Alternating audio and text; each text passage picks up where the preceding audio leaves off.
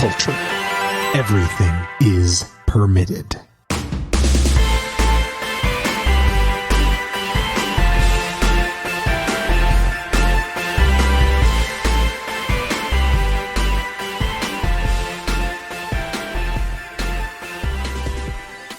Welcome to episode 99 of Everything is Permitted here at the OG EIP Studios, OG Studio 2, the den room.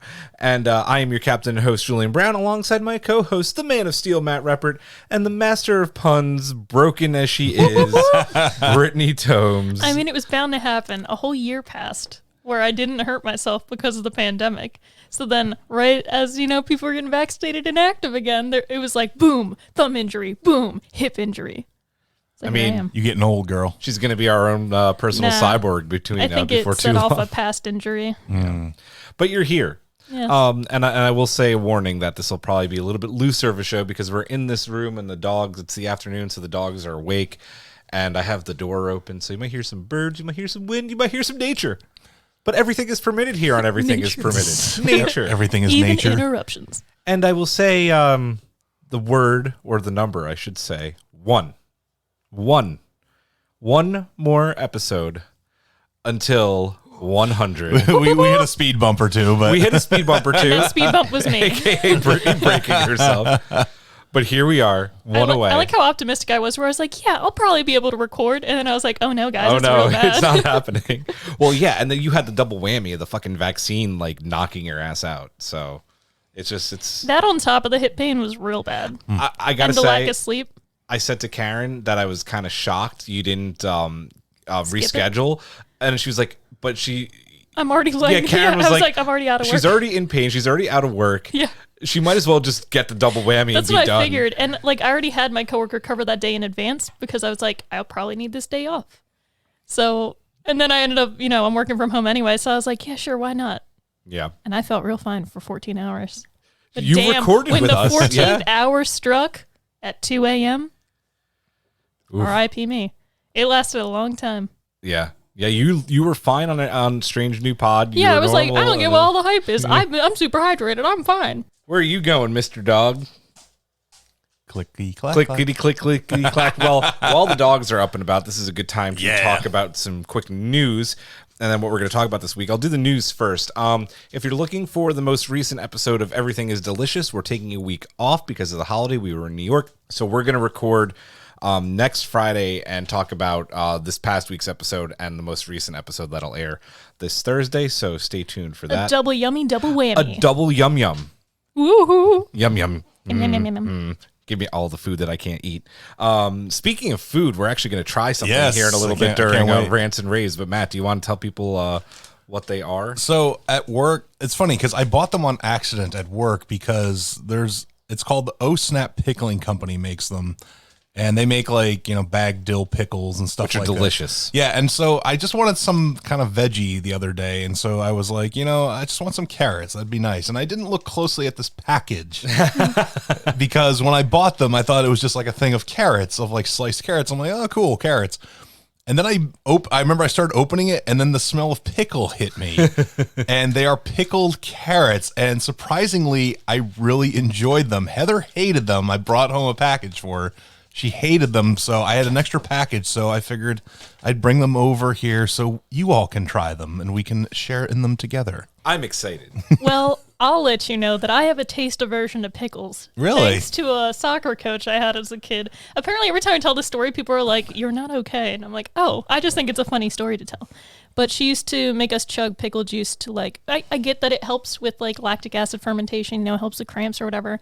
But she would pull you off to the side and just open your mouth and pour pickle juice down. Oh, man. And then slap you right back in.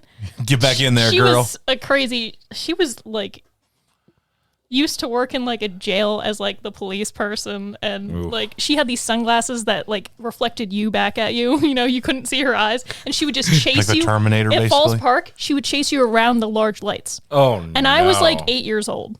And when she'd catch up to you, you'd have to do push-ups and stuff. So anyway, What the fuck? was I good at soccer though? Yeah.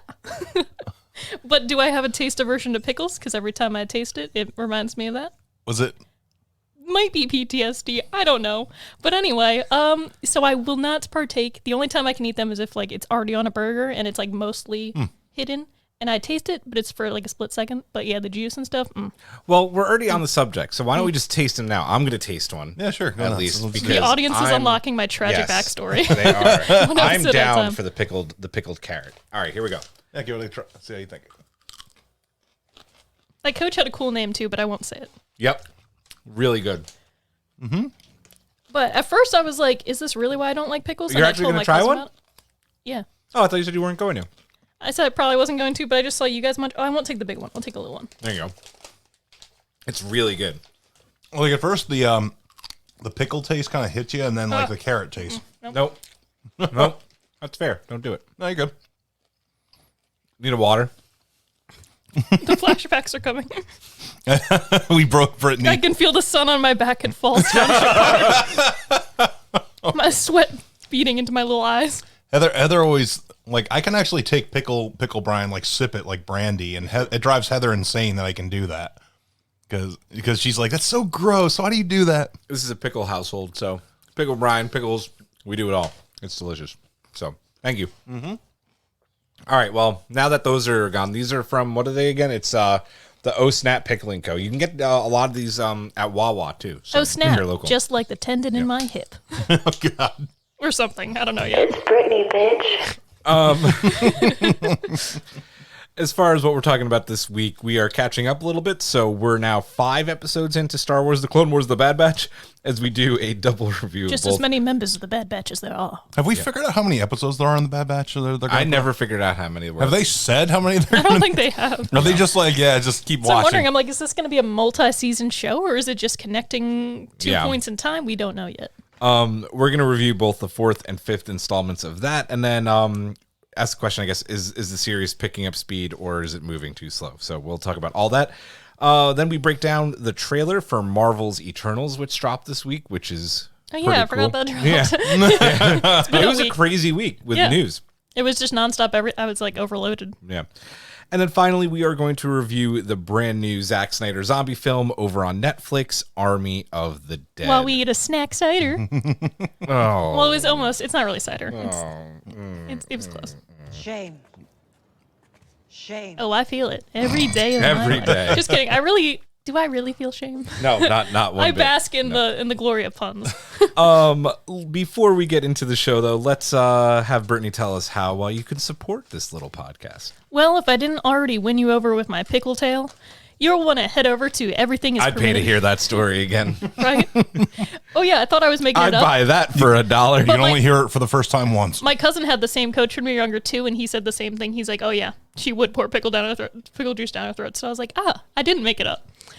So anyway, if I won you over with that, or we're about to win you over later, head to everythingispermitted.com, hit our drop-down tab where you can select from our different episodes and lots of cool review specials and stuff, and you're going to hit on Patreon. It'll shoot you over to our Patreon page. There you can select the tiers of either $2 a month or $5 a month, and you get access to lots of awesome bonus content. You also get to join our little Facebook group where all you cool EIP VIPs get to talk together about what sort of things you want us to cover in episodes, or just share memes, or just hang out and talk. It's cool. And very clearly told us that we shouldn't review Cruella. Yeah, so that saved us some time because I've already seen so many memes about that movie. But yeah, we asked like, "Hey, Cruella's coming out. Do you want us to go see it and review?" And you were like, "No." So we were like, "Okay." Oh man.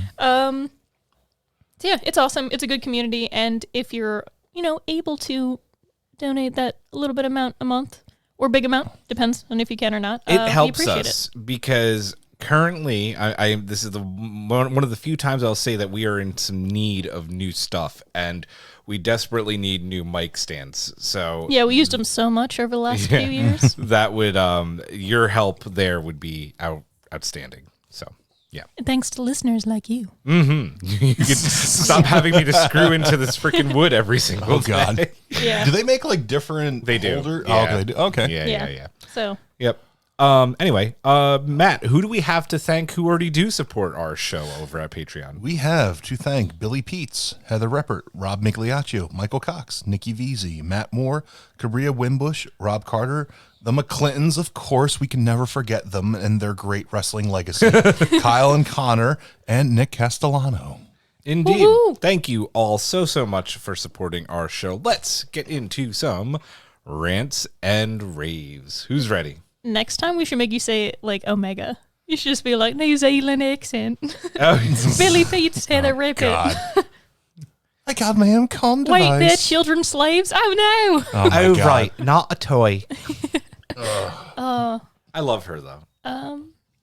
Rants and raves. Mm-hmm. There was so much news this week. I have to think. Do I even have her? Guys, I've been working from home. I have hardly left my house. Oh, I'll ask you this question. Actually, no, you haven't been playing the game. I was about to say, have you done Vault of Glass yet, Julian? I don't play Destiny anymore. Yeah, I I know thought you said you I thought you were don't, gonna be like, but no.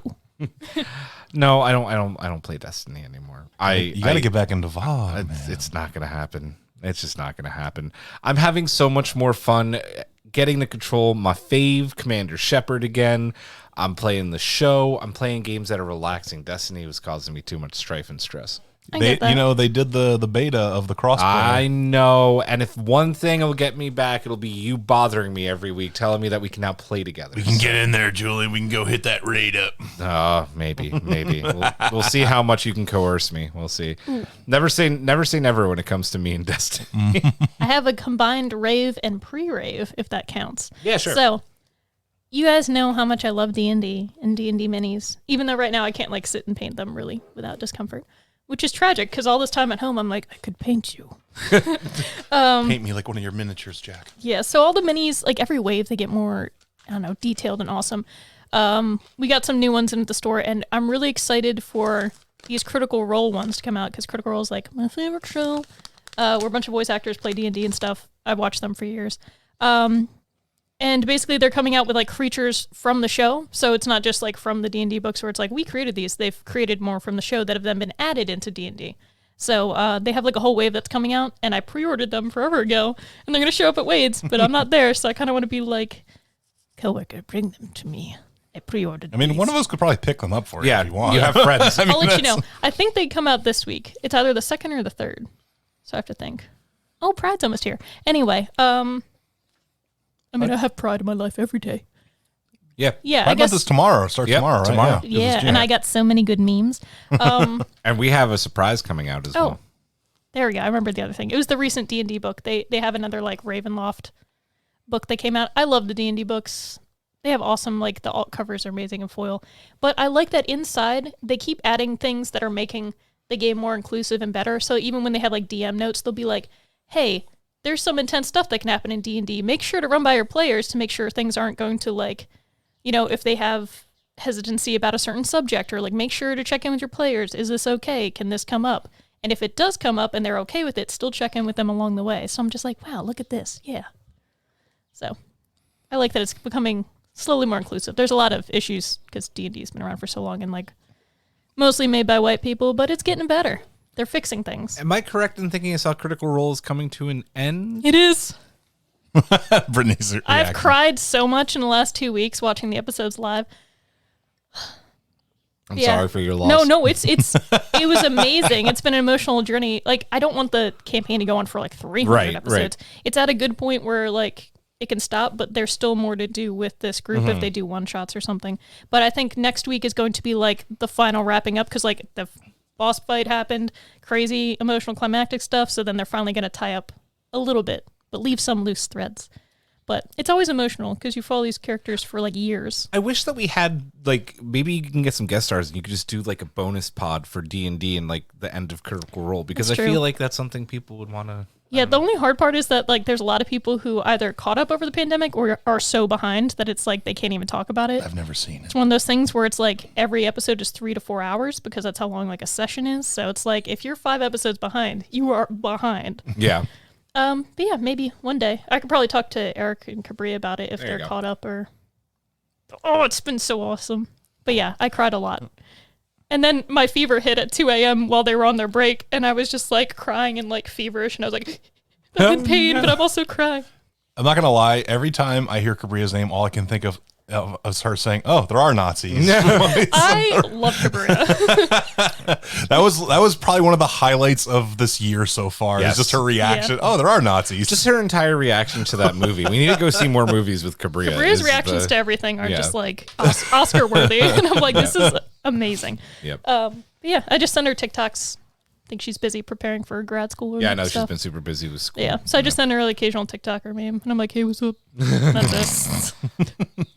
So I'll just kind of rave a little bit. So I finally got around to beating Resident Evil 8. Whoop, whoop. I'm not going to spoil the ending, obviously. I enjoyed it. I enjoy the fact that it's kind of a quick run. I'm probably going to do New Game Plus. I'm going to go back in there and fuck that game up Yes. with all my advanced guns and stuff like that I now have. Big Lady D, I'll now slap you across the face. dude, Lady D's going to get it. She doesn't even know at this point. Oh, Lady I'm- D could get it. Wait, Lady D's gonna get the D? I mean, if my gun is called that, but anyway, He's like, kaplow. But yeah, so I enjoyed Resident Evil 8. It's a good ride. And as one person said, and I think I have to agree with them, it's probably my favorite Resident Evil game, like ever. It's such a fun game. They set up way more for the sequels. Yeah, as I said, without going into heavy spoiler territory, I also got the first expansion DLC for Assassin's Creed Valhalla. So I actually got back into Valhalla, and I'm going around and completely. I think I pretty much broke the game because my guy is so over leveled. Because you go to Ireland, Oh, and you're going around Ireland and stuff like that, and it's just like, oh, the suggested level is 55. My guy is like 415. Amazing. So my guy like literally shows up, and they're just like, you better be quiet. It's like, yeah, I better be quiet. And I'm pulling out Excalibur as my main weapon.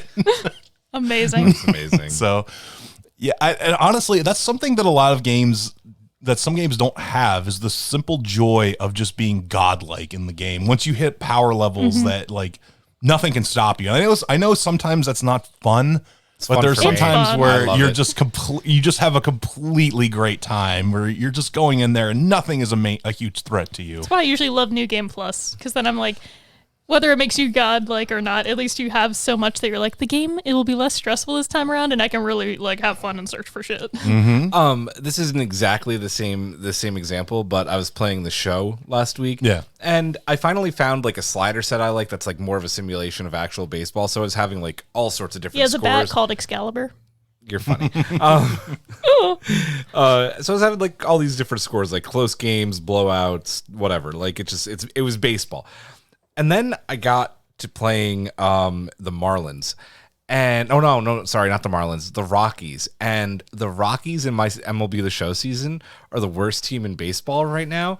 And I blew them out 15-1 my first game. And I'm like, this is maybe too easy. But then I went and looked at who they played and the scores that they were getting beaten by.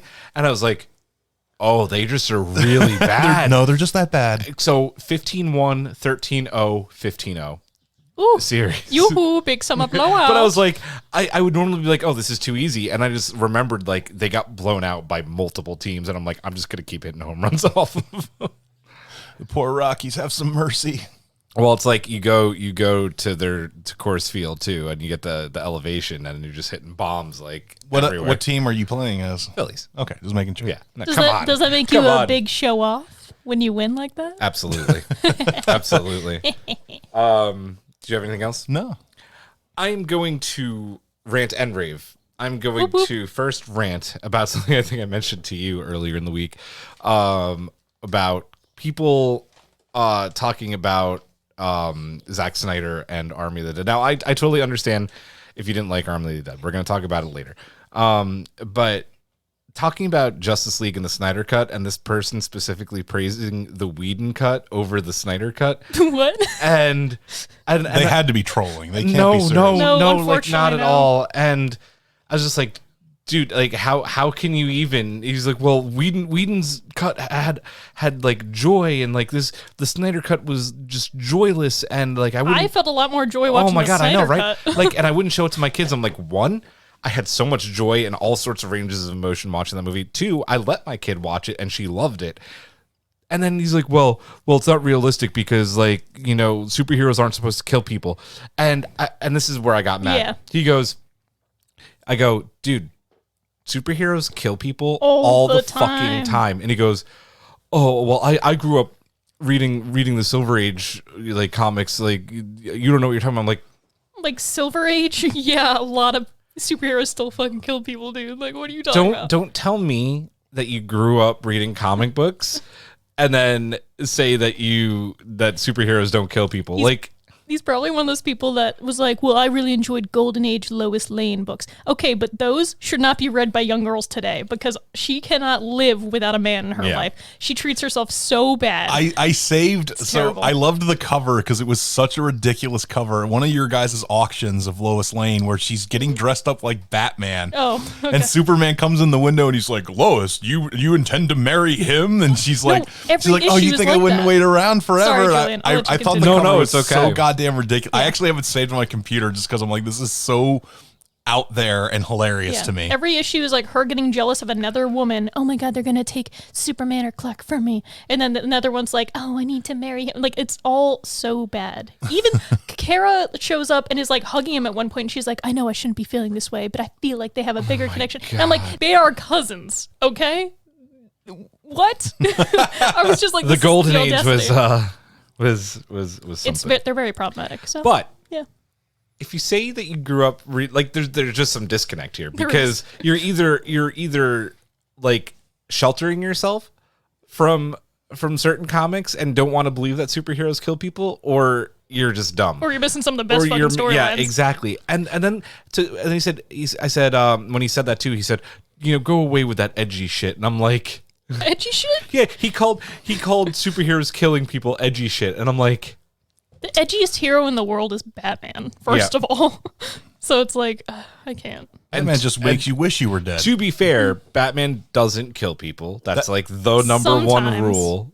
Sometimes. Doesn't always kill people. Unless he's Michael Keaton and just kills entire people. But I got so mad at this fucking conversation. I was just, I actually. Where was this This conversation? was on Facebook. 9 times out Oh, of 10. I was hoping it was Twitter because No, I'm like, block. 9 times out of 10, I would keep it going and like keep arguing my point. But I was like, I'm gonna Hey. back out of this because Hey. you're just an idiot. It's worse when customers walk into a comic shop or they're longtime comic readers, like usually middle-aged white dudes or like, my dad's an age or older, and they'll say some stupid shit, and I'll be like, you've read and consumed these things your whole life, but you don't understand any of the themes in them. I'm like, what? Rob I'm like, do you Liefeld's know what amazing this artist. is? Do you know what this is talking about with racism? You missed the whole thing. Mm-hmm. You just pull out what you want from it. People that praise the boys but don't realize what the boys is actually saying. And I'm like, My rave is going to be something I may have raved about a couple of weeks ago, but just being back at the Union and being back at games. And yesterday was another example of getting to see people that I haven't seen in over a year. And it was just so amazing to see them and just like have fun and catch up and chat and watch the Union absolutely destroy Portland. That was I was hoping you would say blowout again. blowout Portland. There we go. You happy? Yeah. Yeah. Yeah. Yeah. You're like destroy, and I'm like blowout. Annihilate. You good? Yeah. Oh, actually, I will say once you're done, there's one I'm thing I do done. want to rave about real quick. I am actually very excited for a Highlander reboot with Henry Cavill. Yeah. Because Highlander, if you haven't paid attention to the Highlander franchise in years, and I don't blame you one bit, it is such a mess continuity wise, plot line wise. This is one of the few times where I would say a reboot is like required to modernize it and actually focus the storyline back to what it should be. Yeah. Not these weird, like, we need to go to the source or whatever the hell they did. We'll see. I hope that Henry Cavill doesn't continue to get like typecast in these kind of roles though. Like I want to see his other range. Like he's already The Witcher. He's You don't want him to be Superman. man with sword. Yeah. So But I got a sword now. having said that, he'll probably kill it in the role. Literally. Oh, I still remember. I think I shared it a long time ago in the chat. Somebody on Twitter was like, they asked the question to a bunch of people, like, what isn't gay but seems gay to you? And somebody just said Henry Cavill building a PC. No, and he's like wearing a tank, and it's like, damn, that does I kind of get it. But That should be my first meme of Pride Month. yeah, right. It should. It absolutely should. Let's get into the permitted minute. The permitted minute, and we are going to go here in 5, 4, 3, 2, 1. Mr. Gata, start the clock. This past week, Sony shared 14 minutes of footage from the highly anticipated Horizon Zero Dawn sequel, The Forbidden West. 6 months into the game's catastrophic release, Cyberpunk 2077 has a new game director in Gabriel Amatangelo. Have you ever heard of such a thing? No. No. Netflix has released a teaser trailer for another season of the Karate Kid spin-off series Cobra Kai. Get your tissue box out for this one. Howard University has renamed its College of Fine Arts after the late, great Chadwick Boseman. After 6 magical years in the Kingdom of Wakanda, Ta-Nehisi Coates will be ending his run on what is quite possibly the best Black Panther multi-year arc ever written. The big news of the week that we will cover in depth in our 100th episode next week, Amazon has acquired MGM Studios for $4.75 billion. Head on over to our website for my analysis of the purchase, and that is Julian's analysis. I should have ended up reading that. Finally, right? in a move that is not entirely shocking to anyone, the CW passed in the live-action Powerpuff Girls series. You know it's bad when the CW says no. Yes. Oh, I saw that script. It's bad. By the way, with 3 seconds left. It was like, if they would have made it, it would have been offensive. Like, it's so bad. That's one of those that I'm like, but why? They didn't need Yeah. to be teenagers, young adults, none of that crap. It literally starts out with they're like, Blossom, wake up, bitch, or I'm going to leak your nudes. Like, something like that. And then she's just like, wakes up, and then they're like, oh, I got you last time. And I'm just like, what the? Why would you even say, what? Please tell me that wasn't the actual script. And that was some fan thing that somebody tried to pass as real. No. It's the real script. Oh my god! It gets worse. They're just like referencing so many like modern day social media things, and then like you get through a few lines of it, and you're just like, oh, thank God. So, and they already reshot it again. And that one Bubbles, got let me see your didn't pass. Snapchat. Oh. But like I put in the permitted minute, it's a really bad sign when the CW, who will pick up just about anything, says no. Mm-hmm. So. Oh no, They're like, would are have been there riots. hot actors? We'll do it. Is there a plot? Doesn't need to be. Like, come on, they rebooted Walker Texas Ranger. Like, I mean, God damn it. Oh, God. what it means to be a ranger. I'm glad that society stopped its love for what's his face. Chuck Norris. Yeah, like the Chuck Norris jokes and everything. I'm like, he is not a good dude. And also, no, he couldn't take Bruce Lee in a fight at all. You even watch their fight scenes together; they're super choreographed, and like he is nowhere near the speed of Bruce Lee. Like Bruce Lee had to slow the fuck down for him. So, let's get into our first segment of the show, and we are going to talk about episodes 4 and 5 of the Bad Batch, titled "Cornered" and "Rampage." And we'll do this. Brittany, myself, Matt, we'll give our thoughts on episode 4. We'll go back right and do our thoughts on episode 5, and then we'll ask all these fun questions. But Brittany, we'll start with you on episode 4, "Cornered." I will say, while not my favorite episode, I loved seeing Fennec. And I was like, this is cool. I like the way she's being tied into this series. It makes sense. She's starting out as a bounty hunter. This, whether it's her first mission or one of her first, it's cool. That's just the fact that like we don't know who's hired her still.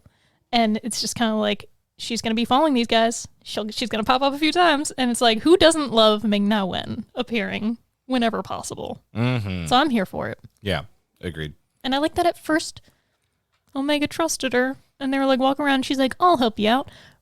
But like, there is that side to Fennec where you're just like, but there's good in you. You go for the money, but there's good in you. It's nice to see her beginnings. So I like to see, even if the show gives us just like a small part of her character arc, I'd like to see where it's going and how it meets up to the Mandalorian. Yep. It was a fine episode. I'm not gonna sit here and I know we're gonna discuss some of the tropes that it kind of falls into and everything. And Omega still is not endearing herself to me, especially because you think at some point they might have had a conversation with her and said like, please don't do anything stupid, Omega. Like we're on planets where like these dudes are on the run from the Empire. So you think at some point they would have sat Omega down and said, hey, look. Please don't wander off. They don't know how to be fathers yet. They're working on it. Actually, I feel like that would have been like that whole thing with her and Fennec. That would have just Tech would have been like, "Oh, I thought you would have known that to not talk to people." Shut up. Yeah. They didn't teach you in clone school about stranger danger. Why should I teach you? This episode was fine. Like Brittany said, I really liked seeing Fennec too. great character. I like that this is kind of, like you said, her introduction. It's hard not to go on what we're going to talk about, as we said, like following these kind of Star Wars tropes. I continue to love that Wrecker is like the one that's really just like Omega's biggest fan. The teddy bear. Yeah, and it makes me sad where we're going to inevitably possibly go with his character. Hopefully it goes well. I know. But if it does, then, Chip happens. Yeah. Did they? I feel like they dropped that plot line, by the way, about the scanner and stuff like that. Because Tech said he's like, I'm working on a scanner to detect the chips and see how This strong. show's just been so all and they're over just the like, place. whatever. It's not important, even though it affects our very personalities. I feel We like probably can let it drop. If you even mapped out their journey, I feel like it's like planet over here, planet over there, and it's just like fucking pick a route.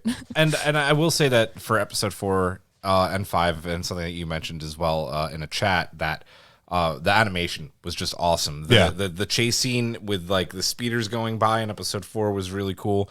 And I mean, listen, Ming-Na, we see her, in live action a lot, but it comes through just as well as with the voice acting. It was just Voice acting, awesome. voice directing is clutch for these shows. Agreed.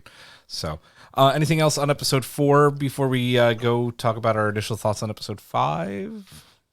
Yeah, I feel like not a lot happened in that episode. It was just kind of like the other issue, and we'll talk about this as well, they're so short. fucking short. I know. I keep looking at the times after they end, and I'm like, damn, that felt shorter than last week. Oh, it was shorter than last week. Yeah. So, episode 5, Rampage. What if the last episode in the season finale is like 2 minutes?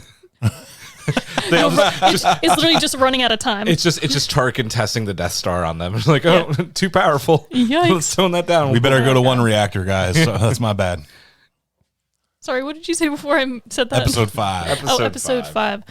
So I just watched that one this morning, and I will agree, like we discussed with some of the people in our Star Trek Discord, that it was definitely one of the weakest episodes so far, probably the weakest. The weakest. Yeah. I didn't really see much of a point to it other than to, I don't know, to teach Omega a little bit about what slavery was at first, but then it ends up being a Rancor they're saving anyway and not an actual child, which is, like you said, the dealers of the jobs got to keep the job hidden. Yep.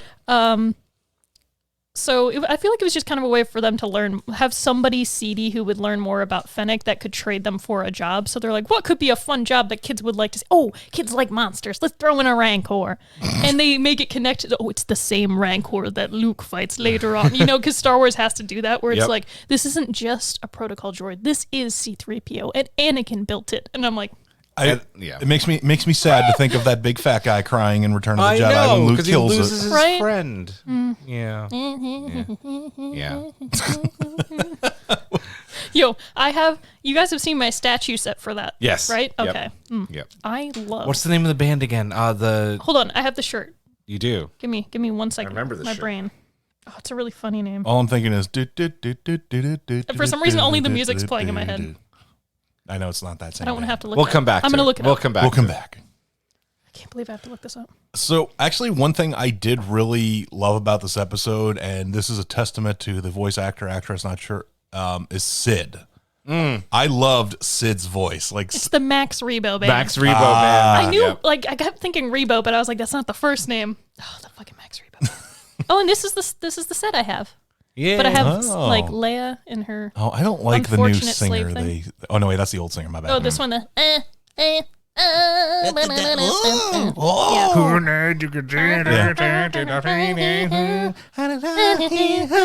Oh my god. And she goes, "Dig it, ew, ew." Like I don't know the words. To cut this or not to cut this? Never. You'll find out. But yeah, I enjoyed the Sid character. I don't know why. Like the whole character, the voice, and everything. It just clicked with me in a way that some other characters It haven't. was very Star Wars, like black market, like something you would find on like Nar Shaddaa, or it just worked. However, like I have some issues with the episode, obviously, because Yeah. go and get this target. Here's all the information. Like, okay, great. I didn't mention it was like a young Rancor, did I? Like, you probably didn't. Like, they probably needed to know that because Nope. But I feel like she knew that would make them accept the mission more, especially considering, oh, they have a young child with them. Okay, I'll make them think it's a kid they're saving, or like, But she knew they were desperate, though. Yeah, she knows yeah. they're desperate. So she could have been like, go steal that Star Destroyer or something. And they probably been like, all right, And we they'd be better like, go do it. give me 10 minutes. Yeah, I mean, I like seeing the Rancor run around. That animation was cool and just like beating up other creatures and people. It was like, whoa! And I was like, go Rancor. For me, I think this was the weakest episode of the season so far. For one, it had a really, and like you said, I watched it this morning as well. I had a hard time just like keeping my attention on it. It just didn't. Yeah. It didn't work. I like the bits where she gets her comm and she's like, I found Sid. That was cute. I like those now moments. we can communicate so I won't run away. I do like that they reintroduced the fact that Wrecker's chip is malfunctioning very subtly, but this is something that the show is leading to. We got to put that on record. It all went according to plan.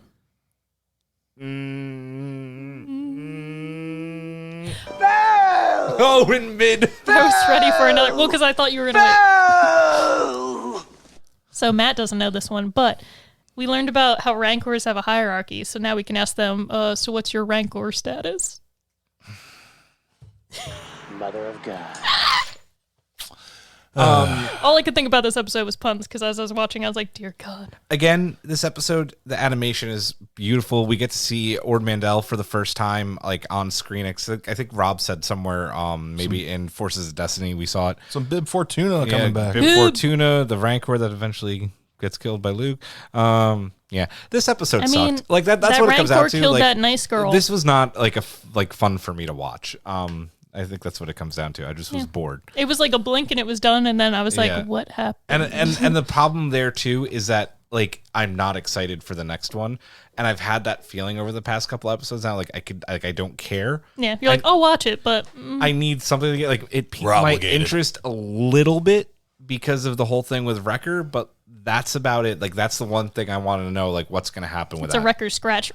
Get out of here. So Do we even wanna watch? So here's a prediction question: does Wrecker die at the end of the season? No. to save Omega. No, I could see a crazy thing happening where somehow Crosshair, like, and Wrecker, like something happening with Wrecker and like Crosshair somehow like ends up becoming good at the very end and saving Wrecker somehow. I don't know what they're gonna do, but I don't think that Wrecker is gonna die. I don't know. I hope it just leads to them finding a way to like fix the chip thing. Mm-hmm. Like maybe Wrecker, they're like, well, we already lost one friend. We really can't lose another. So let's like fix this. Yeah. But I hope he doesn't die because he's a I big love teddy that. bear. The character that I Literal was teddy never bears have died in expecting this. to like is the one that I like the most on the show right now. So I know he's a teddy bear, but literal teddy bears have died in this universe. They have. Dear God, the Ewoks. Think of the Ewoks. let's get into this here. We talked about it a little bit. We'll talk about it a little bit more. The reintroduction of Ming-Na Wen's Fennec Shand. I think we all agreed we liked seeing her and her bounty hunter roots in this because Ming-Na's awesome. She's I can the best. Shand to see more. Oh boy. Oh boy. Yeah, I don't know if there's anything really to touch on with that much. It's really hard because there wasn't really No, a lot in yeah. these episodes. Matt mentioned that this was something we're going to talk about, and we will. Almost all these episodes have had that crew on the run trope, and the episode 4 was no different. Episode 5 was no different. Is this okay? Or I mean, like I said, this is already getting old. It's a little. pretty It's quick. it's getting stale. It's hard because Mandalorian has that. It's already, like, especially the first season, it was like Mando on the run with Baby Yoda and was a little more compelling. And then season 2 is more like, okay, they're not quite on the run, but like now they're finding their own path. So I mean, if the show is going to be like this, like on the run hopping planets, I'd like more compelling narrative or like a little longer episodes. Like if they don't have ideas and they're like, better keep it short because there's not much that happens. It's like, did Then you why'd you map make out your the show? show? Yeah. I get that it's for kids and they started the first episode like so tragically that I feel like they just didn't want to like traumatize kids every episode, which is valid. You know, you can build to bigger, more emotional things, but it's also like you can do more though.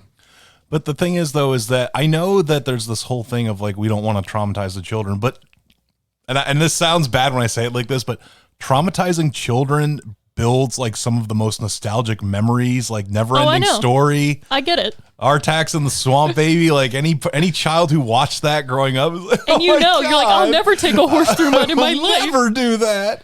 Or like Avatar: Last Littlefoot's Airbender, mom. same shit. Yeah. Oh my God. Bambi. Littlefoot's mom. Bambi. Yeah. I'll never shoot a deer. It's gonna be Bambi's mom.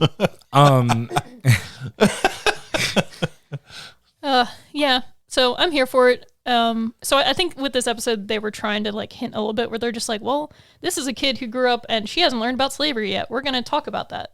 But it was just kind of like to the point. Here's a definition of slavery. Yes, it's really bad.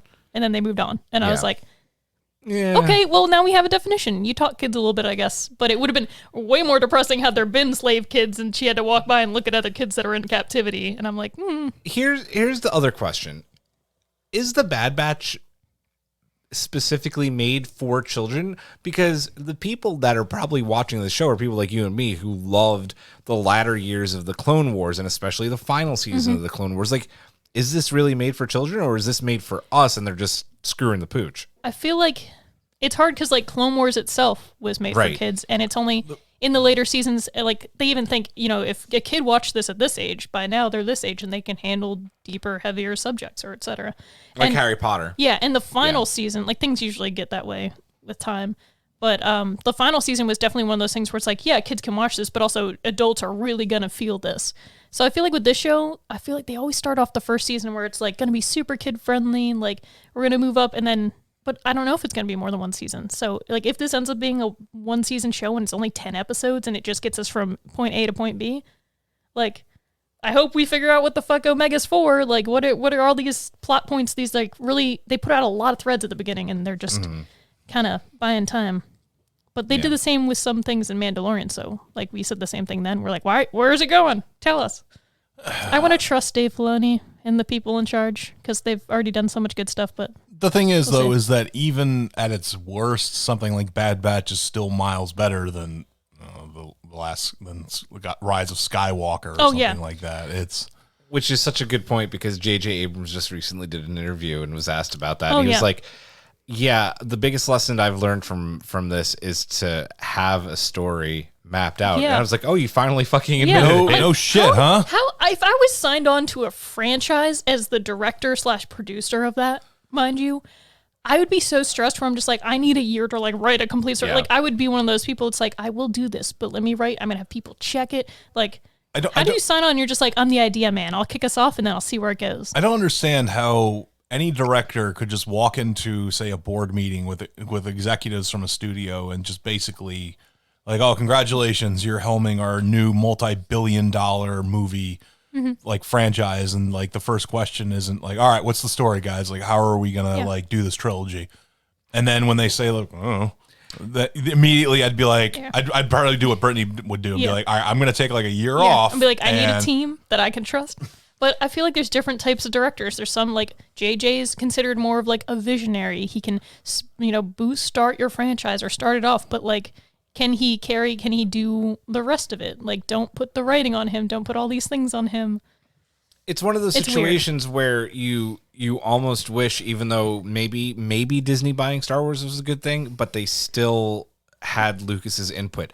One of the reasons that, and I was just having this conversation with someone else, the more times I watch Solo, the more I love that movie. And part of that reason is, I like that one. George Lucas was involved with Solo, and he had a lot of input, and it felt like Star Wars. And the more I watch it, the more I really like that movie. And It has cringe moments, to be No, fair. for but- sure. They always For do. sure. It's So Star I don't Wars. have your Solo then. Everybody should have just looked I at love the that fucking moment. Everybody It's so should have fucking just turned to cheesy. the camera and been like, It's cheesy, but Oh, I yeah. loved it. You gotta hand it to them. "Oh, come Raise your on, hand. come on, Freddie."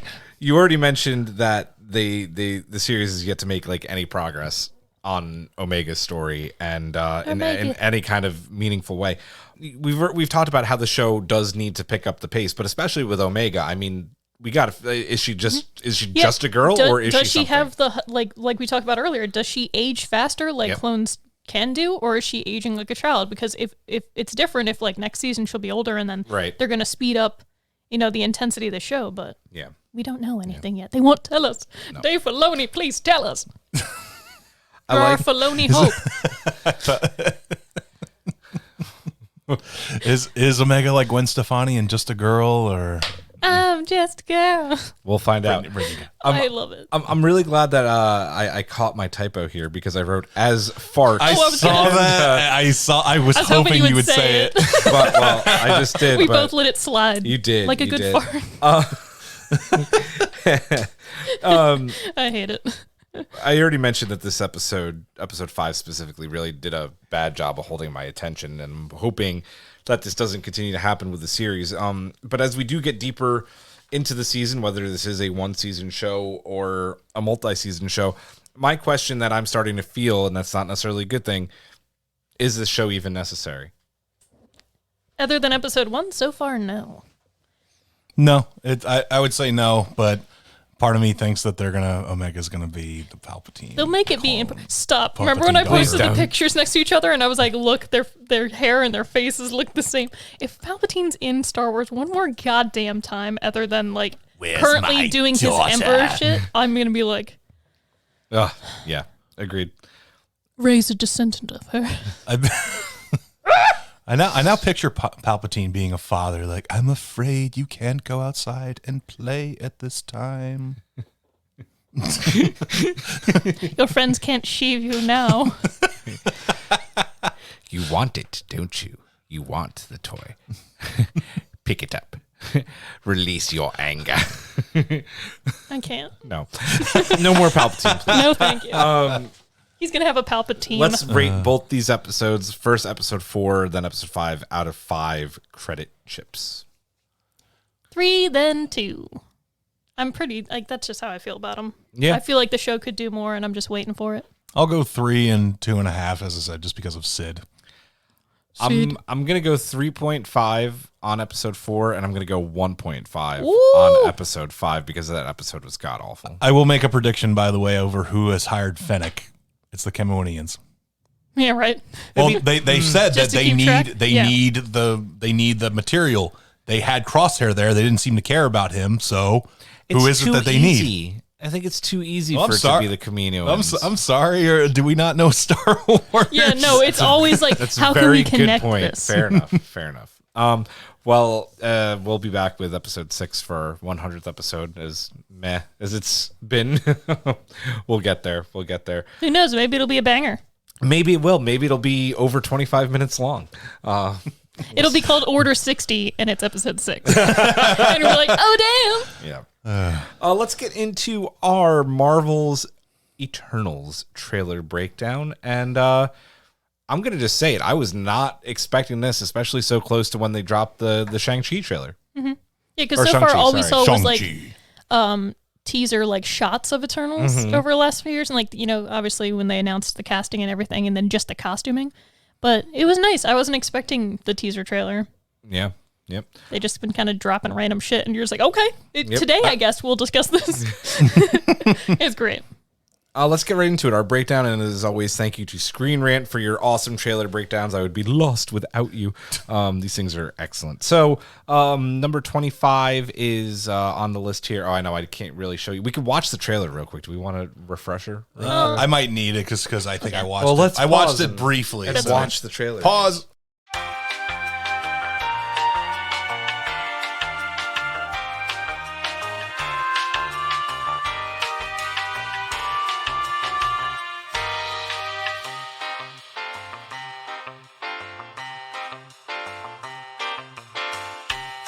So we took a little breather there real quick to get a refresh on the trailer, but we're going to go ahead and break it down now and do these bullet points from Screen Rant. And the first shot that we see is, of course, the arrival of the Eternals on Earth. Looks like very distant past. You said possibly 10,000 BC. Yeah. They got maybe. a fancy spaceship. So pretty cool. Their little ship. It's sleek. It is sleek. I feel like it's a nod to like the whole like the is it Not called 2001. Yeah, nod to 2001 Space Odyssey, because it's kind of just like solid black. It's kind of Yeah. like the monolith, Yep. It's pretty cool. This is something that people maybe didn't think about too much, but the opening music for the Eternals, and they're saying that this could actually be somewhat significant. It's Skeeter Davis's "The End of the World," which was released in 1962. It's obviously a pretty sad song. It's about the end of a romantic relationship, but apparently it's a perfect song choice for the Eternals because it blends the theme of romance, which is possibly going to be the central of the film. I believe it. Gemma Chan is like, making googly eyes and shit. It's gonna happen. And then, of course, just the literal threat of the possibility of the end of the world, which we just had in Endgame, but never mind. It's Marvel. Every other day the world's ending in every comic. Everybody just kind of goes about their day with sort of Damocles. New Yorkers is like, it's a fucking Tuesday. Like, let me just get my bagel. I wonder if like I do wonder if like shops in major cities like New York in this universe have like superhero insurance. Yeah. Like, all right, do you want the extra deductible just in case there's an alien invasion? Check. Like, there's been so many TikToks people have made about that where it's like Spider-Man just smashed your car. Oh, and now the Hulk just threw it across the lake. Well, we have that covered. And the woman like takes a break and has a meltdown because she's like, I fucking hate my job at State Farm. And I picture commercials with like J.K. Simmons like, Hulk throwing your car through it. We've covered it. Yeah. Discount triple check. We cover superheroes now. Oh, too. and now they threw it into your business. I'm going to send you to another department now. This song actually has another link to Angelina Jolie because it was used in her award-winning film Girl Interrupted. So, yeah. Now this girl's being interrupted by a threat. Yep. As you mentioned, Brittany, Cersei and Icarus are looking down at Earth. Cersei played by Gemma Chan. And, I mean, not really a big moment, but you said about making eyes at each other throughout this trailer. She can see the love all around her. And I guess she's also, I know, so disclaimer, I think this goes for Matt too, know nothing really about the Eternals. I know a lot about the Celestials, but not vaguely so much. know things. But apparently Cersei is the one member of the Eternals who did traditionally interact with mankind, while the others didn't. So, yeah. I will tell the audience that like the whole Marvel just saying like we haven't interacted and now we finally will sort of thing is just their way of plugging in why they weren't in Endgame. Like, right. And I want to tell people, if this is something you're going to focus and complain about, like they could have helped with Thanos, whatever. Marvel is going to introduce so many heroes in the various billion phases they're going to have. Someone who shows up in phase 8, they don't even have casted yet. They don't have planned, like, so, like Blade. They're going to explain where Blade was doing. Dude, they didn't even cast him yet to be in, Infinity War. Not so it's to like mention, they're not going to retroactively explain where all the fucking these people were because they didn't even have a plan for it. So like, just let it go. But not to mention, like, if you read comics, just because there's a big world-ending event doesn't mean that every single fucking superhero group comes and helps out. Oh, they don't. Sometimes the Avengers do it. Sometimes the X-Men do it. Sometimes they're dealing with their own shit. Every now and then, the Avengers, the X-Men, and the Fantastic Four get together and do it all. But I feel like that's also why they're doing the multiverse, is so they can explain like, okay, well, this happened here, so this person, Blade's from this universe. Blade's, this is from this, so that's why they weren't there. I mean, it's also, you need to look at this, obviously, in the reality sense of that they didn't cast these people and blah, blah, blah, blah. But if you want to be realistic about it, the Avengers didn't know who these people were, so it'd basically be like, if I got into a fight, why didn't Brian Dawkins and Bryan Cranston have my back? Exactly. Like, they don't know who the hell I am. I don't know them. Exactly. Our next shot is of Angelina Jolie, who is making her MCU debut as gorgeous as Thena. And this is a big deal because Thena, and this gets to one of our first questions here, is the first cousin of Thanos in the comics. So they share that name. Is Thanos going to make a cameo in some past scene in this movie? I doubt it. Really? I say no. I'm going to say yes. It's more like why. I feel like there's a whole tone to this movie. Like it's going to be its own thing. And it's like, don't do keep it. Thanos where he's at. He had his many moments to shine through. Like before he ever appeared in Endgame, he was like, at the end of every fucking credit scene, he's just like, ha ha ha, I'm coming. Ha ha ha, I'm coming. You know what I mean? Like he's had, he's fair good. enough. R.I.P. Thena apparently is is often served as a diplomat for the Eternals, helping to find kind of common ground. She's got HBIC energy. Yeah, but I think you already said it. It means head bitch in charge. Yes. I was letting Matt know. I was trying to figure it out. I'm like, what is that? But her whole look in this is just fantastic. The outfit, her sword, just everything. I believe that she's like an eternal being. Yes. I'm like, okay, Angelina, 100%. tell me how to live my life. The only issue I have with casting Angelina Jolie is that sometimes when you cast people who are too big for these roles, I don't expect them to stay around for too long especially if you plan to maybe use them longer than just this. I'm thinking of like Ben Affleck as Batman, for example. But here's the DC thing: movies. Angelina Jolie isn't doing a lot these days, anyway. So She's at the point where she picks and chooses her Yeah. roles. Well, I so. mean, I think she like produces or directs movies. Now. Yeah. She's not really. So I mean, technically, you could argue she has better shit to do, quote unquote. Yeah, but look, Brad Pitt randomly showed up in Deadpool 2 as the fucking dude that gets shot. people want to for half be a in second. Marvel movies, and people want to be associated with the MCU right now because one, it's a damn good paycheck, and two, people are going to see the movies. But I see So, what you're saying, where it's yeah. like, will this character be in multiple films? right. They could easily just do only some of the Eternals in like most of the films. We'll see. Maybe she'll die. Maybe she won't. Mm-hmm. Who knows? Yeah. Do they ever really die? Later, we see. I might butcher this. Is it Ajak or Ajak or? I don't know how any of them are pronounced. Okay, so I'm just gonna say Ajax. yeah, I guess. Well, it's not Ajak because it's AJAK. Oh. I'm gonna say Ajak Ayak. for now, who is Salma Hayek's character. I guess she's been gender swapped from the comics, so that's a Guess cool so. little bit of news. Again, she's the eternal spiritual leader, according to this. So moving right along, Festos is manipulating some cosmic energy, which leads to the big Marvel Comics logo. This is really cool. Like Hephaestus. Yep. I see what they did there. Yeah. It's all Jack Kirby made gods, guys, and this is basically how they are. So Yep. if you know Jack Kirby, Listen to our episode about him. A lot Right? of the trailer is also a voiceover, right, explaining the Eternals' role in MCU history, kind of explaining why they haven't been around. They have this whole non-interference like rule. Star Trek, you know? Prime Directive. Prime Directive, basically. They're like, we'll live on Earth, but we won't fuck with it. I will let them brush my hair, but I will not interfere. But something will happen now where they're like, now we gotta fuck with it. Speaking of Jack Kirby, he intended the Eternals to be the inspiration for the Legends of the Greek Gods in particular. So it makes sense. a Who's, lot. who's of supposed sense. to be the villain in this movie, though? I'm curious. We about that. don't know yet. Don't know yet. But usually they fight the Deviants, which are the other like race that Celestials created on Earth, and a few other places. Like they mess with genetics a lot. So they're like, let's take this cut. Like they'll go to Earth and they're like humans, and then they'll be like, let's mess with the DNA. Oh, we made Eternals. So they're mostly immortal. Cool. Well, now we're bored. Let's mess with the genetics again. Okay, we made these look kind of like monsters. They're gonna be called Deviants. Yeah. Maybe they'll fight. And then they just like fuck off and leave. And they did that in a few other planets. And they're like Kree and Skrull. Just like doing crazy stuff. As we mentioned before, Cersei is one of the Eternals who has interfered more with humanity more than the other Eternals. We see her in one shot. She's using her power. I guess she can do transmutation, which is pretty freaking cool. She's creating water and irrigating a desert environment. What if throughout time she was a magician? She's like, now you Cersei it. Now you don't. I love her already. And I like that Gemma Chan didn't have like a huge role in Captain Marvel. Like she was one of the Kree soldiers, but like at the same time, good for her. Good for you with your second MCU role. I see you. It's pretty neat.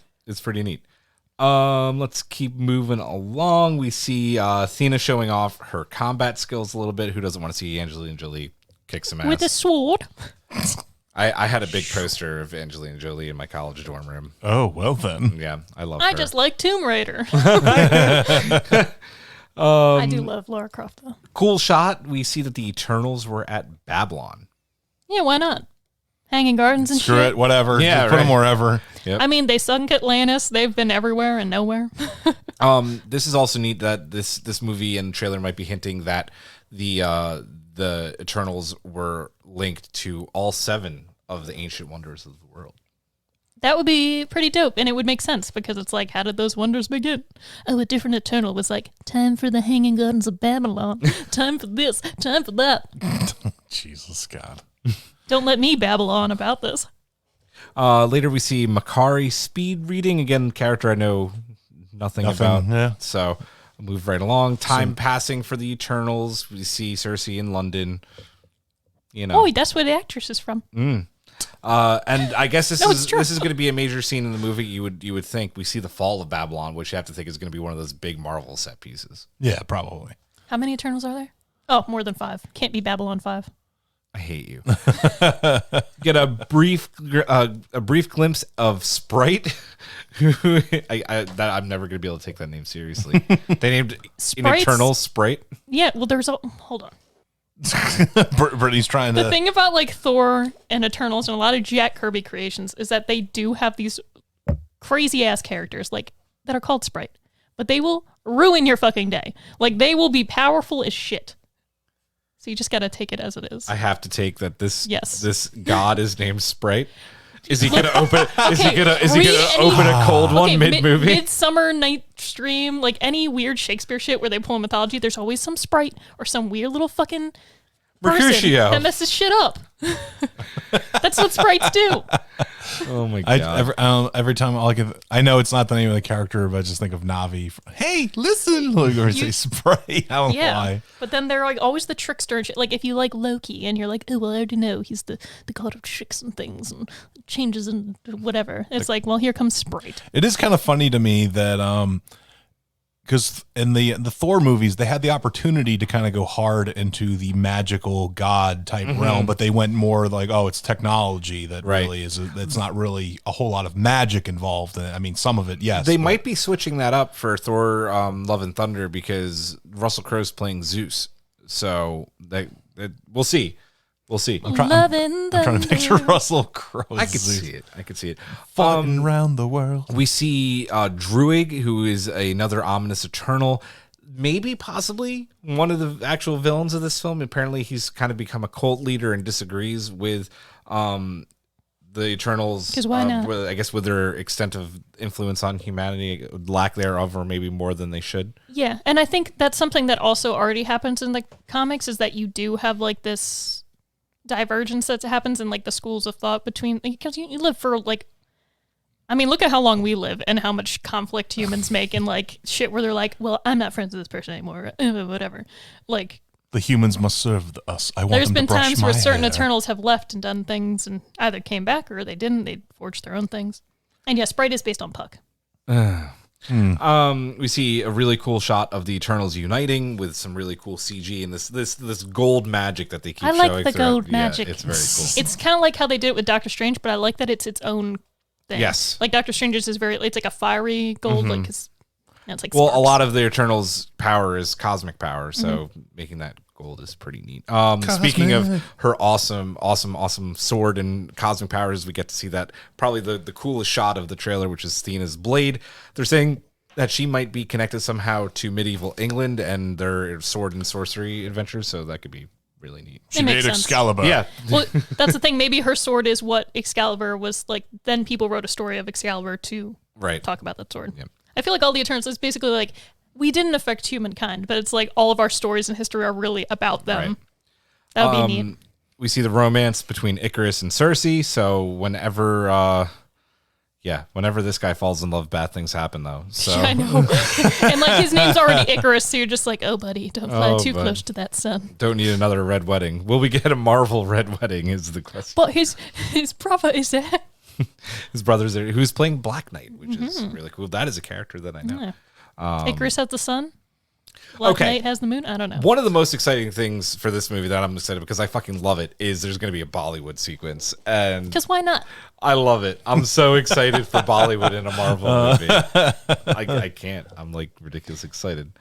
It's time Hollywood's fully embraced Bollywood. Oh boy! Now here is a very important part that we'll talk about this trailer. We see a volcanic eruption.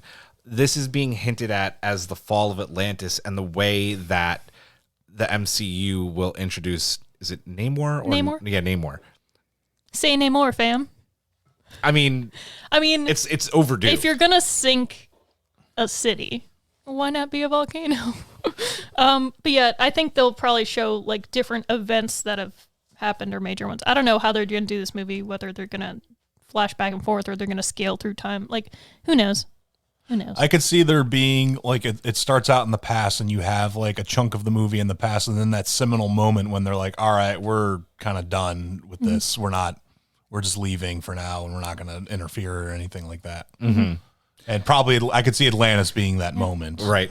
And like That's actually very interesting. the way they wrote, Carol off to be like, Right. oh yeah, her thing takes place in the 90s, and now she's going to disappear for like 30 years. Sure, she's doing stuff in space, and then like she's going to come back and whop Thanos. Oh, things still aren't solved. We're going to send her back out again. Oh wait, Thanos is attacking?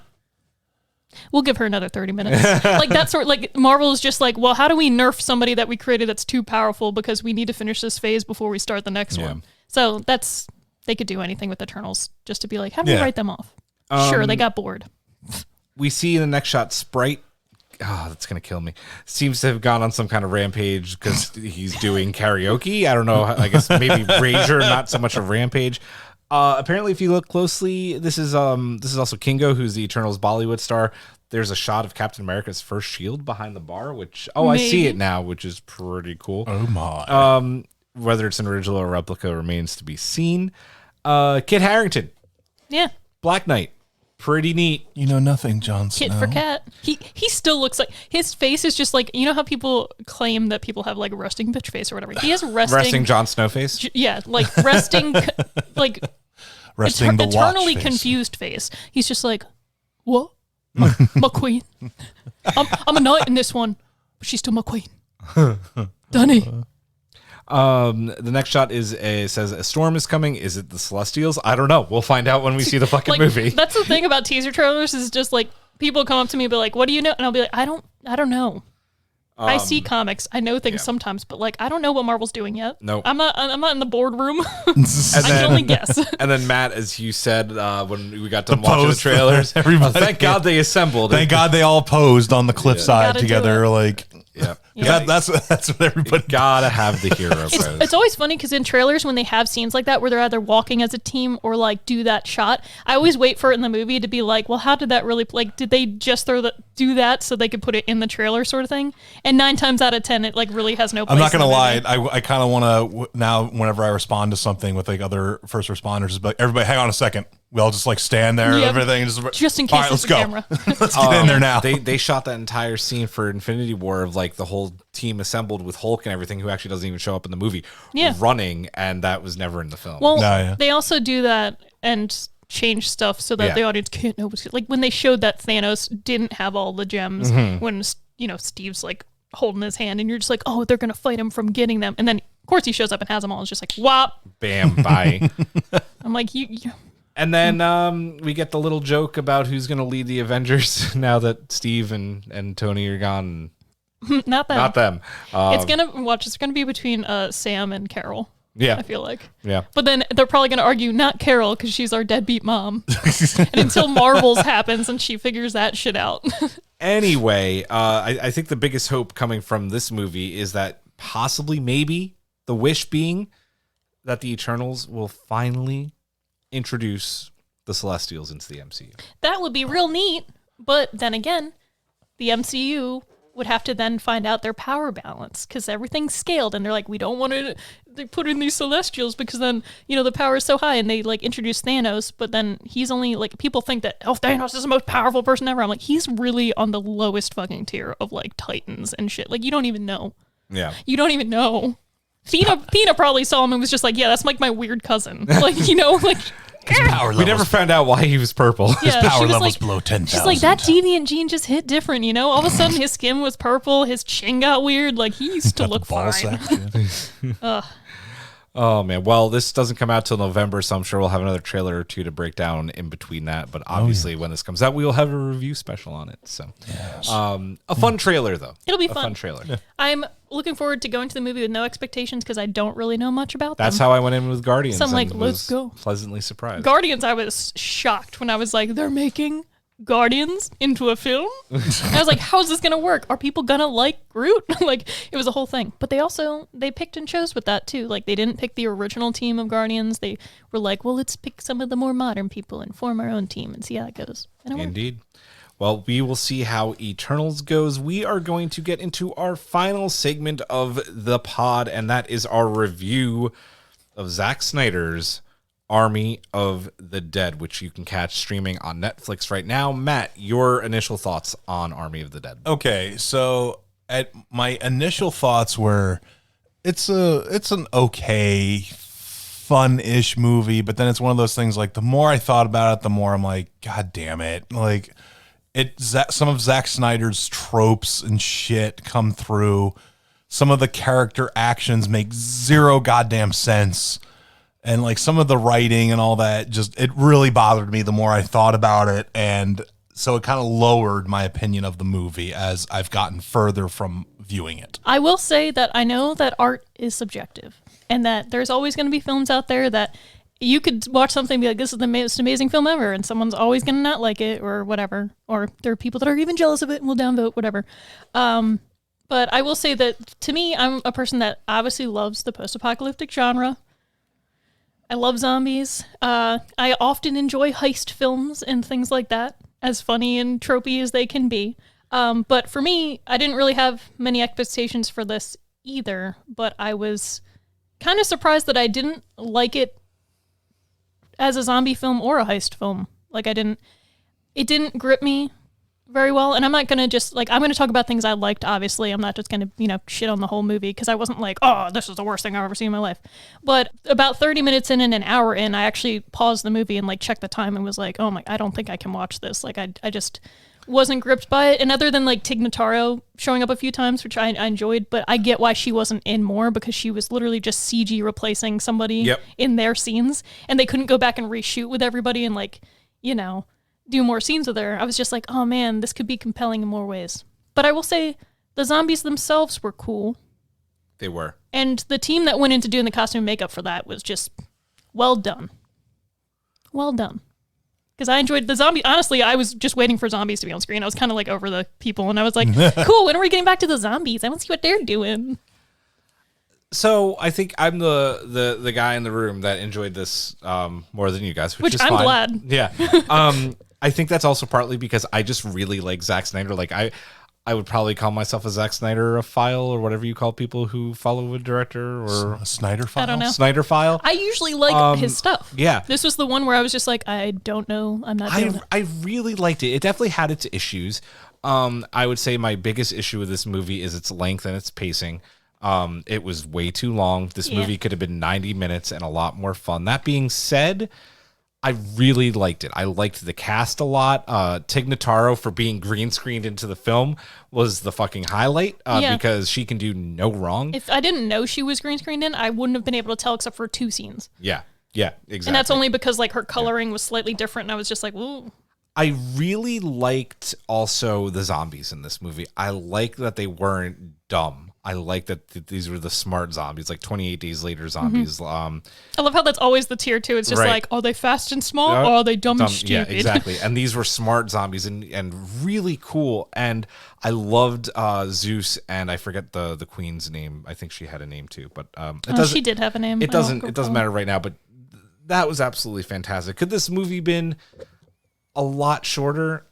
100%. Am I interested in the sequel? Yes, totally. And we'll get to all that. Let's talk first, obviously, about the cast, because this was not quite an all-star cast, but had some big... It had some gems in it. Yes, it did. Some big names attached. Besides Tig Notaro, any highlights? Drax. Dave Bautista. I liked that he is getting more work, and Dave Bautista is a genuine good person. Yeah. The things he stands for and the things he supports, it's just, I'm good. I'm glad I have that for you as an actor.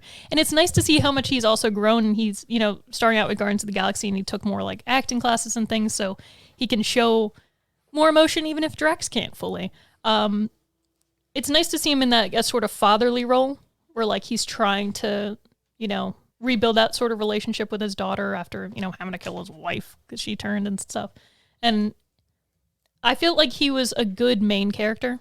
This was a good role for him, even though I didn't enjoy the film. And then I liked Tig Notaro just because I was like, funny lesbian showed up. We needed this. We needed this in the plot because, I needed something to draw my attention.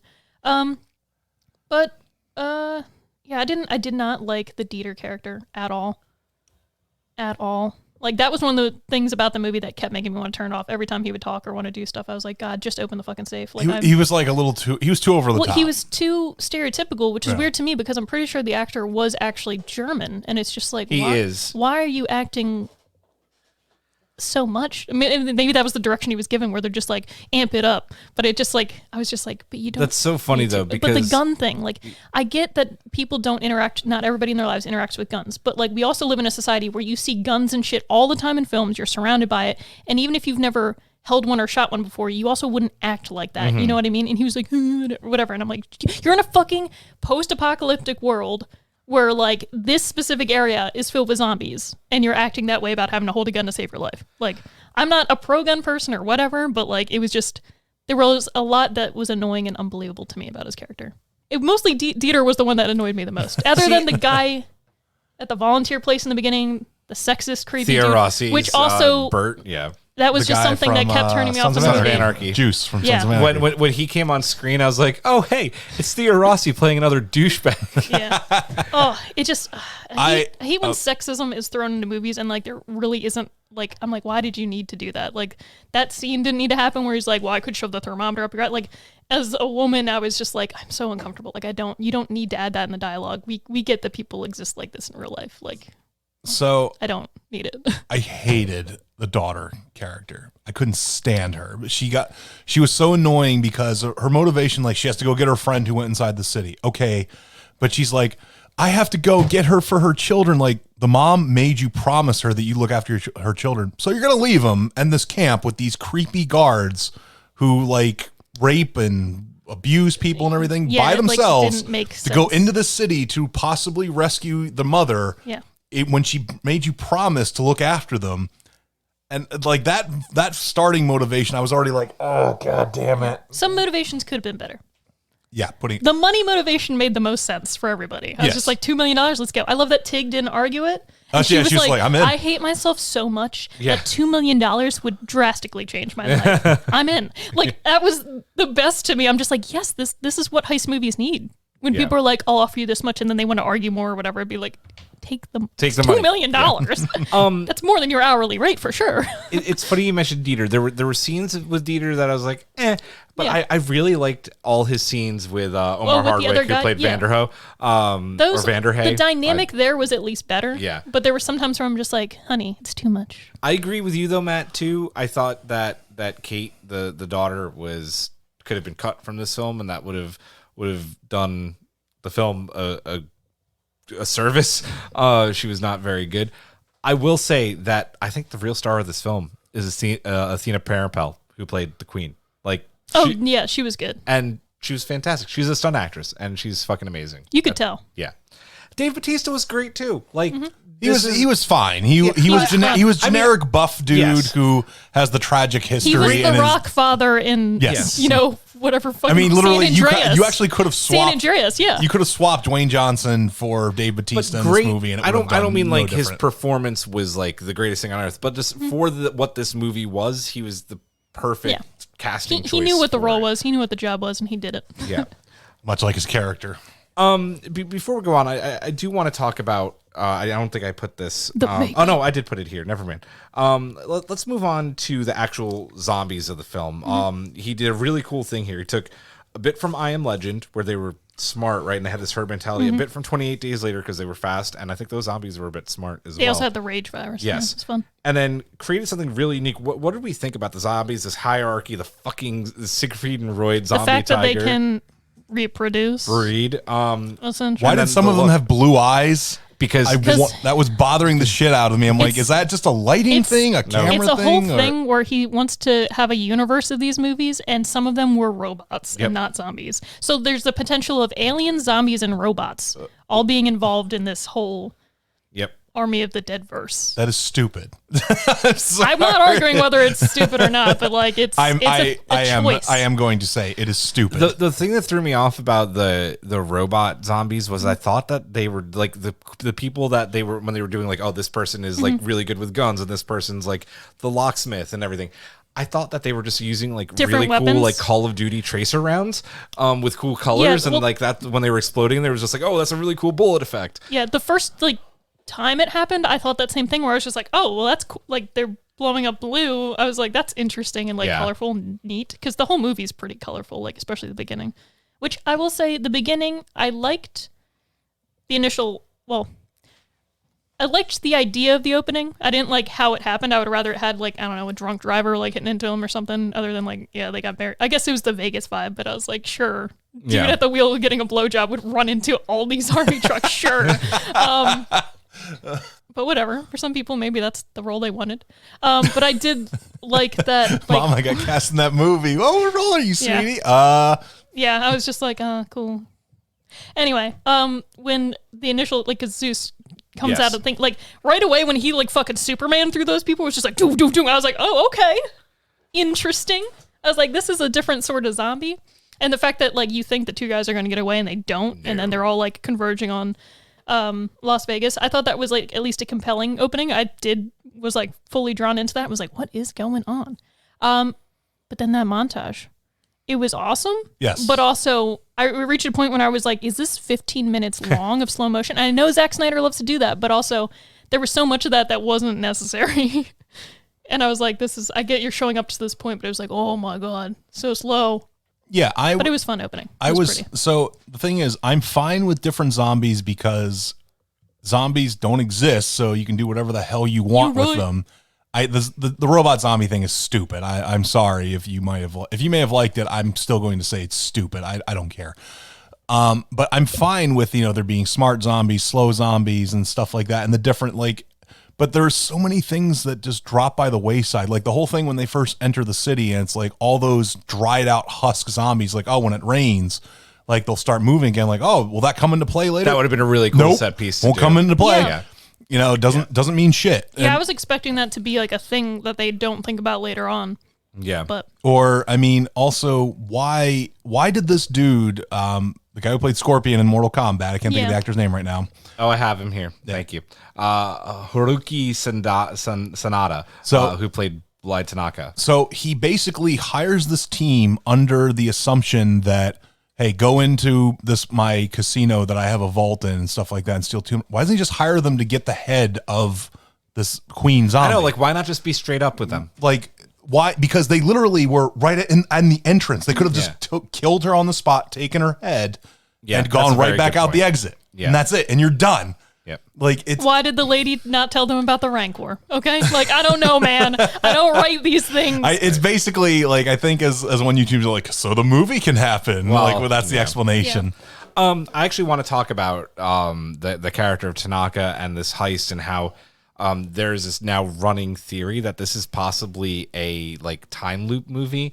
The more you think about it, the more you see things, the more... No, I mean, when you see the body of the one lady and it has the same necklace as her, you're like, oh, Jesus Christ. Yeah, that baffled me. I was like, what the fuck is going on? When what's her name? Where is she? The daughter, when she goes up to the grate and Maria is going to the grate, she touches the hand like she's touching her own hand, possibly. Well, and that was showing that in that scenario, oh, cool, you go to leave through there, but you get killed before you make it to her. There were too many ideas in this movie. Well, and we're going to get to that. We're going to get to that. But I will say that, having a time thing is interesting, but the way it's presented is, offhandedly made as a joke by the one character, whose name I'm forgetting because I watched this too long ago. Vander Hay or Vander Hay, yeah. And Vander Hay.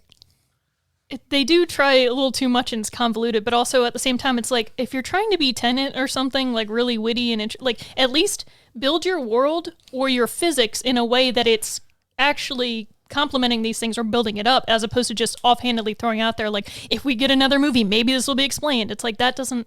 And I love time travel, but as soon as that happened, I was just what the fuck? Why?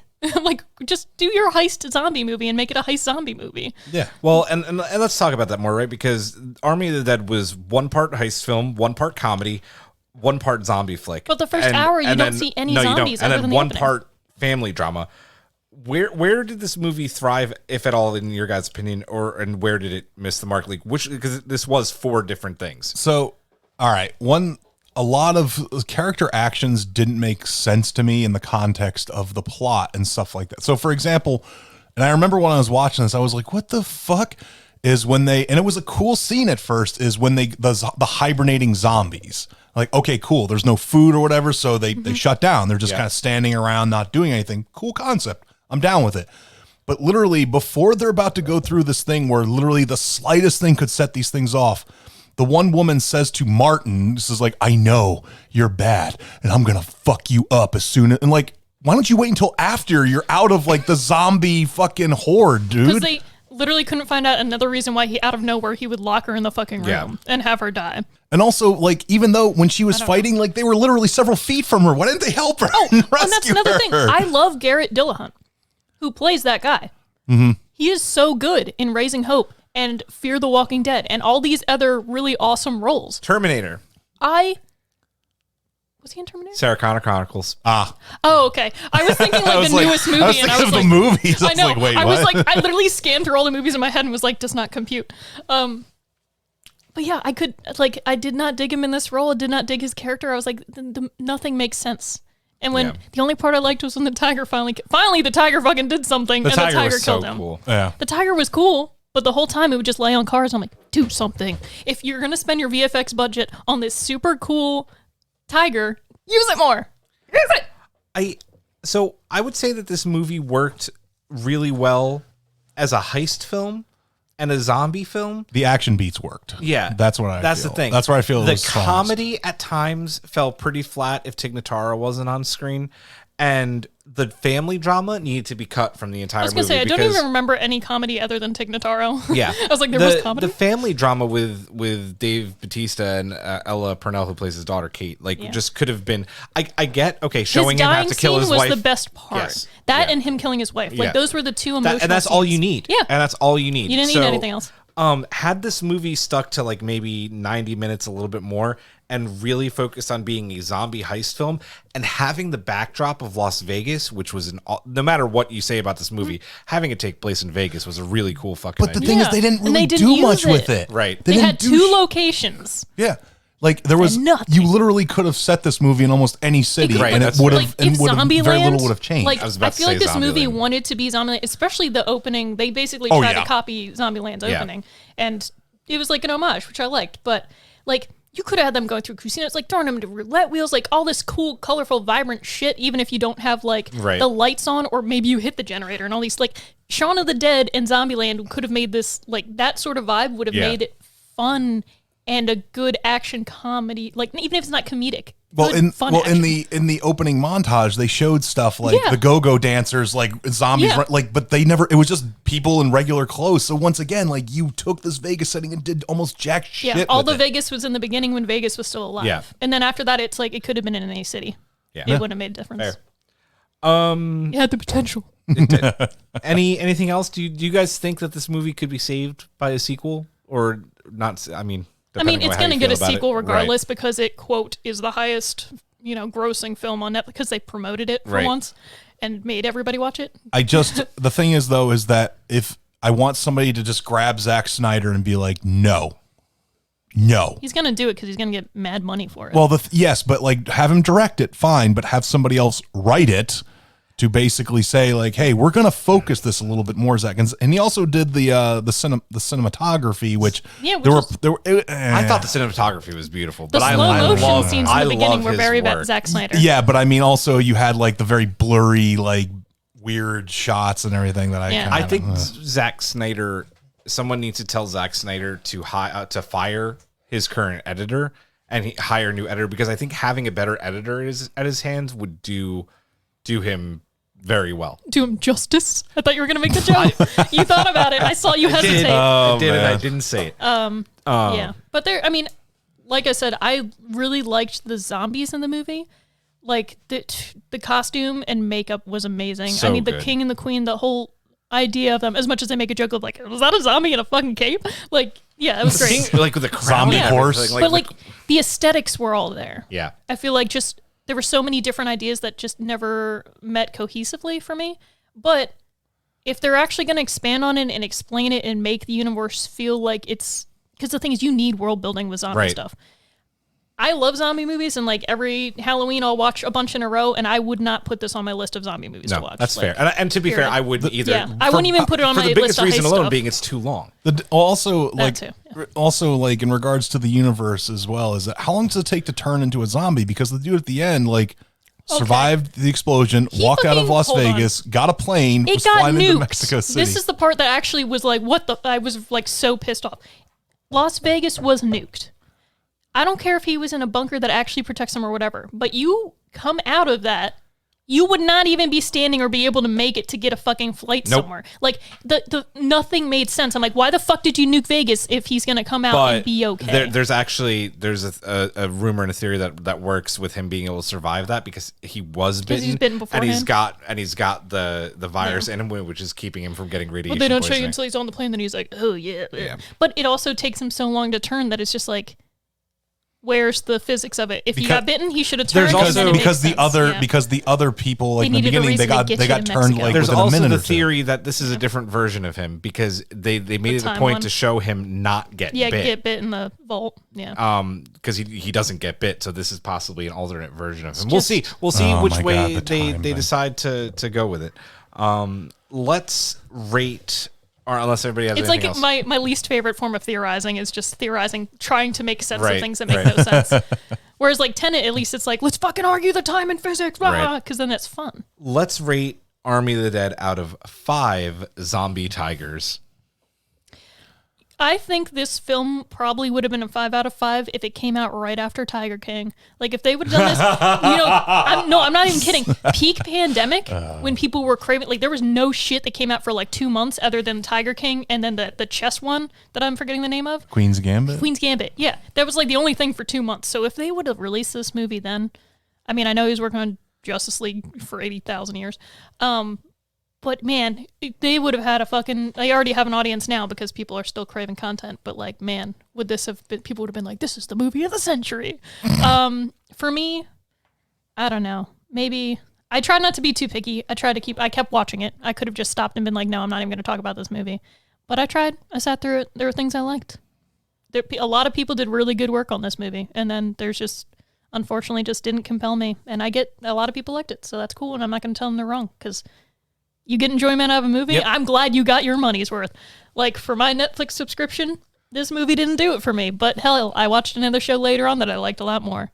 And that paid my subscription for me. So for me, like I would never watch this again and I didn't really enjoy it. So I'd give it a 1 out of 5. Which is pretty rough. Oh. But that's just like, that's for my enjoyment.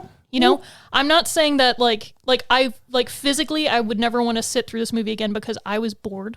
We need to go through the EIP vaults and see if that is Brittany's lowest I think score. it is. It might it be, is. but it's also like I'm not saying that, you know, this is just for my personal enjoyment. It's a 1 out of 5. I wouldn't watch it again. I am not judging you at all for your score. I am just the makeup team. I'm telling you, the people that worked on the concept designs for these zombies, like that actually did it. All the zombie actors were incredible. Like I really loved their work. So for that aspect, I appreciate at least these zombies as much as I'm like, what the fuck is this robot shit? Get it out of my life. So for that, I'm like, I'm glad the movie was made so that somebody's going to get another makeup job from this. People are going to see their work they did and they're like, hell yeah, you did the zombies on that movie? Fuck yeah, we're going to hire you for this.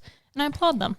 But otherwise, it's my least favorite Zack Snyder project to date. And maybe it's just because I surround myself with too much. Over Batman versus Superman? Yeah, because at least Batman versus Superman, it's not good, but I've seen it and I can sit through it. Okay. Does that make sense? Like, no, that does make sense. It's watchable in my enjoyment, at least for when Wonder Woman shows the fuck up and is like, you know, like that shit happens and I'm so fucking hype. I don't care about any of the other plot points.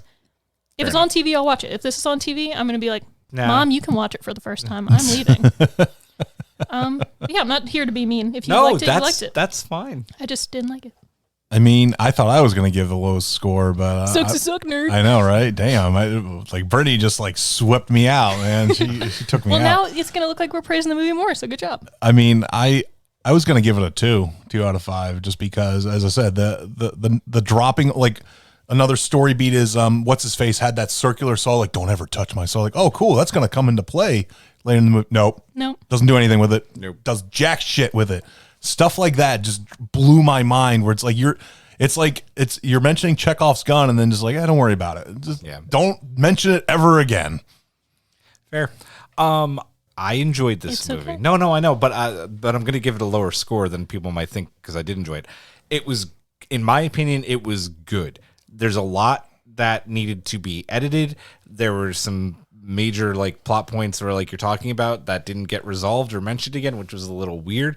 But I enjoyed the film at the end of the day. Like, zombies got killed, people got shot. It was fun. It's no better. One person and got it's impaled. no worse. Yeah. Getting to see Siegfried and Roy's tiger fucking maul dude at the end was also worth the price of admission. So I am going to give this movie a 2.5 out of 5, right there in the middle. It's Nice, a not good great. 50. It's not horrible. It was just good. So 2.5. It's on Netflix. If you have a subscription, you don't have to go to the movies to pay for it. Let us know what you think. Army of the Dead. We'll see if it gets a sequel. I don't know if it will. We'll see. I feel like they just go where the money is. They're going to be like, we can make 5 more movies out of this and 1 billion people will watch. Next week, episode 100. We're there, baby. Hundo. We're there. We're going to be talking Bad Batch. We're going to be talking the Amazon acquisition of MGM. And maybe this will kind of turn into a de facto, like, Streaming Wars Part 4 episode. Probably. You know what would have been really We'll see. cool? Oh, if only MGM would have been involved in Army of the Dead, then they could have had a zombie lion be like, Oh, that would have been really neat. Yeah. and I'd have been like, yes. At the MGM Grand Right? in Vegas. God damn it. Zach, Lost opportunities fucking all hire around. us at this Hire point. us. Jesus Christ. We know what we're talking about. Anyway, that does it for episode 99. We're going into triple digits. 99. 99. 99. 99. We will see you next week. Vindication. Vindication. Have a good night, everybody.